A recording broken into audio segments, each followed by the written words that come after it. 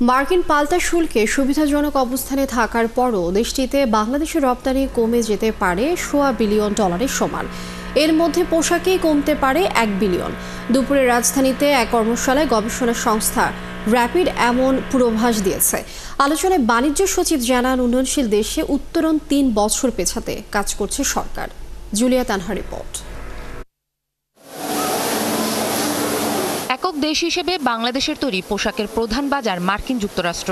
Donald ট্রাম্পের সিদ্ধান্তের কারণে দেশটিতে পোশাক রপ্তানিতে আগের চেয়ে 20% বেশি শুল্ক দিতে হবে উদ্যোক্তাদের। ফলে সেখানে বেড়ে যাবে রেডিমেড গার্মেন্টসের দাম। একইভাবে অন্য পণ্যেও দিতে হবে বাড়তি শুল্ক, এতে বাড়বে দাম।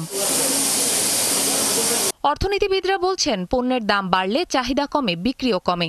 তাই বাড়তি দামের কারণে যুক্তরাষ্ট্রের পোশাক আমদানি কমবে $10 বিলিয়ন মতো, যার প্রভাব পড়বে বাংলাদেশেও। তবে এ প্রভাব ভারত সহ অনেক দেশের ওপর আরও নেতিবাচক হবে।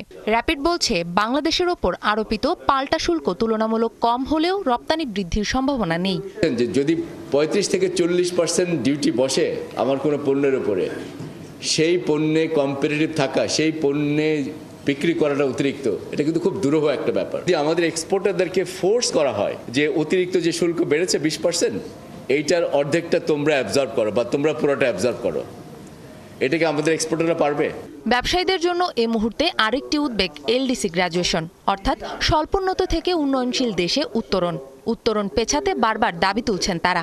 ডক্টর রাজ্জাক মনে করেন, উত্তরণ পেছানো কঠিন, আবার সফল হলে অনেক দেশ সুবিধা অব্যাহত নাও রাখতে পারে। তবু উত্তরণ পেছানোর চেষ্টা চলছে বলে জানান বাণিজ্য সচিব। এলডিসি গ্র্যাজুয়েশনের ক্রাইটেরিয়া কি হবে, এটা নিয়ে সব সময় global policy discourse is on. কাজে সিডিপি, যেটা আপনারা জানেন, যারা এটা ঠিক করে, এই সিডিপিতে সবসময় আলোচনা হচ্ছে যে আমরা কি ভালনারেবল ক্রাইটেরিয়াকে ইমপ্রুভ করতে পারি বা আমরা পারি না।